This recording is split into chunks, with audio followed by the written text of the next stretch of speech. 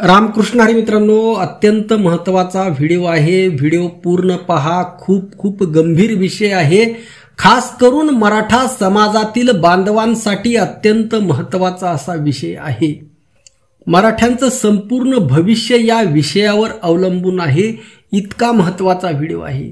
तुम्हाला आरक्षण म्हणजे काय, आरक्षण का गरजेचं आहे, या सर्व गोष्टी माहीत आहेत. परंतु याच्याही पलीकडे ज्या गोष्टी आपल्याला करायच्या आहेत त्या अत्यंत महत्त्वाच्या आहेत, ज्या आपल्या आंदोलनासाठी, आपल्या भविष्यासाठी, आपल्या मुलांच्या भविष्यासाठी, सामाजिक न्यायासाठी राज्यघटनेने विश्वरत्न डॉक्टर बाबासाहेब आंबेडकरांच्या संविधानाने आपल्याला जे हक्क आणि अधिकार दिलेले आहेत त्या दृष्टीने अत्यंत महत्त्वाचा असा हा व्हिडिओ आहे. मित्रांनो, आज तुम्ही पाहत असाल महाराष्ट्रामध्ये प्रत्येक नेता, प्रत्येक जण आपल्या विरोधामध्ये आहे. देवेंद्र फडणवीस याने त्याची संपूर्ण टीम ऍक्टिव्हेट केलेली आहे. त्यामध्ये वेगवेगळ्या माध्यमातून आंदोलनं सुरू आहेत. देवेंद्र फडणवीस यांचे जे विधान परिषदेचे आमदार आहेत ते मराठ्यांच्या विरोधामध्ये उभे आहेत.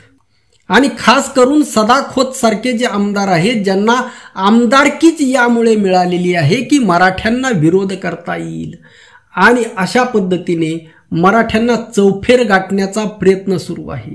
विशाळगडावर जे झालं किंवा सध्या वेगवेगळ्या माध्यमातून वेगवेगळे गट सक्रिय करणं असेल, वेगवेगळ्या जात समूहाची आंदोलनं उभा करणे असेल, मित्रांनो, ही सर्व आंदोलने कोण करत आहे, का करत आहे, कोणाच्या इशाऱ्यावर करत आहे हे आता प्रत्येक मराठ्याला माहीत झालेलं आहे.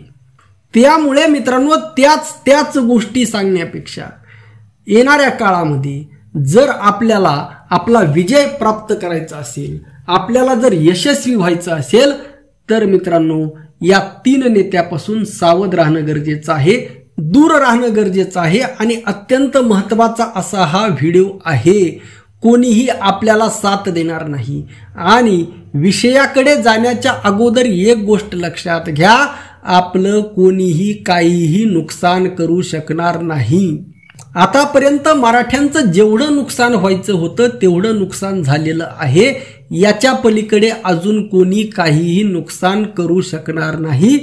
आणि जर झाला तर उलट फायदाच होणार आहे. उदाहरण द्यायचं म्हटलं तर माझ्यासारख्या अनेक व्यक्तींना कुणबी सर्टिफिकेट भेटलेलं आहे, व्हॅलिडिटी सुद्धा झालेली आहे.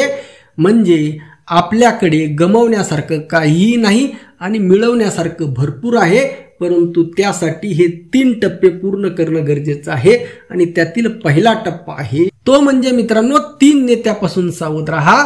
पहिला नेता आहे मित्रांनो महाविकास आघाडी आणि महायुती. एकत्रितपणे महायुतीचे जेवढे काही नेते आहेत, जेवढे काही आमदार खासदार आहेत, आणि त्याचबरोबर महाविकास आघाडीचे जेवढे काही आमदार खासदार आहेत, नेते आहेत, या सर्वांना आपण एका गटात बसवून यापैकी यांना एक नेता समजू आणि यापैकी कोणीही आपलं भलं करणार नाही किंवा त्या दृष्टीने विचार करणार नाही. जरी आपण महाविकास आघाडीला निवडून दिलं तर महाविकास आघाडीची भूमिका सुद्धा तीच आहे जी महायुतीची आहे. त्यामुळे मित्रांनो सर्वात पहिल्यांदा आपल्याला या नेत्यापासून सावध राहणं गरजेचं आहे. मित्रांनो, दुसरा नेता आहे, उदाहरण जर द्यायचं म्हटलं तर प्रवीण दरेकर सारखे जे नेते आहेत आणि त्यांनी जे उभा केलेलं आंदोलन आहे, सध्या जे केरे पाटील नावाचा एक व्यक्ती आहे त्याचं जे आंदोलन आहे मराठा ठोक मोर्चाच्या माध्यमातून, आणि मित्रांनो याच्या अगोदर सुद्धा मराठा ठोक मोर्चाच्या माध्यमातून मराठा समाजाचं आंदोलन विकण्याचं काम अशा वेगवेगळ्या माणसांनी केलेलं आहे. मराठा समाजाचा या अनेक समन्वयकांनी विश्वासघात केलेला आहे. त्यामुळे मित्रांनो आज घडीला मनोज जरांगे पाटील सोडून किंवा त्यांच्या नेतृत्वाखाली सोडून अन्य कोणीही जर आंदोलन करत असेल तर मित्रांनो त्यांना अजिबात साथ देऊ नका. त्यांच्यापासून समाजाला, समाजाच्या एकीला धोका आहे असं समजा आणि त्यांचं नेतृत्व अजिबात स्वीकारू नका. खूप महत्त्वाचं आहे आणि अत्यंत जबाबदारीने बोलत आहे. आणि मित्रांनो तिसरा नेता आहे तो अत्यंत महत्त्वाचा आहे. तिसरा नेता आहे तुमचा स्थानिक आमदार, तुमचा स्थानिक खासदार. ज्याच्याकडून तुम्हाला फंड येतो, पैसा येतो, मग तो तुमचा जिल्हा परिषदचा सदस्य असेल, पंचायत समितीचा सदस्य असेल, गावचा सरपंच असेल, कोणीही असो मित्रांनो, या नेत्यांसोबत तेवढेच संबंध ठेवा. फक्त राजकीय परंतु समाज म्हणून मनोज जरांगे पाटील जी भूमिका घेतील त्याला प्राधान्य द्या. उद्या जर मनोज जरांगे पाटलांनी जर उमेदवार दिले, निवडणुकीमध्ये लढण्याचा जर निर्णय घेतला किंवा पाडण्याचा जरी निर्णय घेतला, जो निर्णय मनोज जरांगे पाटील घेतील त्यालाच आम्ही मतदान करणार. हा निर्णय घ्या. तुमचा सरपंच, तुमचा आमदार, तुमचा जिल्हा परिषद सदस्य, पंचायत समिती सदस्य यांना डावलून जरांगे पाटील ज्याला म्हणतील त्यालाच मतदान देणार. आणि ही मतदानाची ताकद आपल्याला जसं एक बीडने उदाहरण सेट केलं, अगदी त्या पद्धतीने संपूर्ण महाराष्ट्रामध्ये ही ताकद दाखवून द्यावी लागेल.